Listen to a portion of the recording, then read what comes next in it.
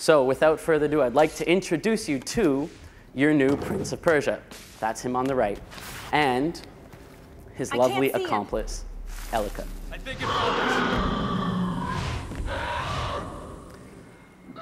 I'm going to start talking today about Elika. I've said a lot about her in the past. I talked about her at UB Days and in some previews in the past. But now you get to see her in action.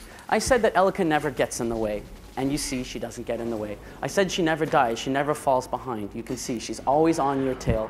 And I said that she is there to make you, the player, feel cool. She is there to support the prince. The prince is an action hero. He's already a pretty powerful prince. She's also there to help save the prince if he dies.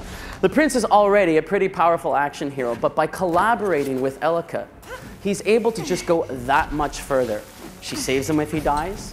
She helps point the way through the world to make sure he doesn't get lost. You'll see that in a couple of minutes. She helps him go further, go faster, and just make sure that what was already a pretty fantastic action hero is now that much cooler.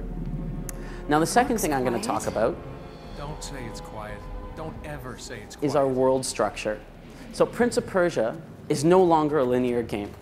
We've taken the player out of the linear Prince of Persia experience that you saw from the past trilogy into a world where they are in charge. They get to decide where they want to go. Now, Tama, if you can just look around a little bit here and show them the left, show them the right, show them back, show them forward. Those are all possible paths for the player to take. And depending on the path that you take, gameplay is going to evolve differently, and the story is going to evolve differently. So no two players are going to have exactly the same gameplay experience. And hopefully it will lend itself very well to replayability. Now, for the sake of this demo, we followed a certain path, but before we could complete it, we are interrupted by the hunter, which leads me into the third point, combat.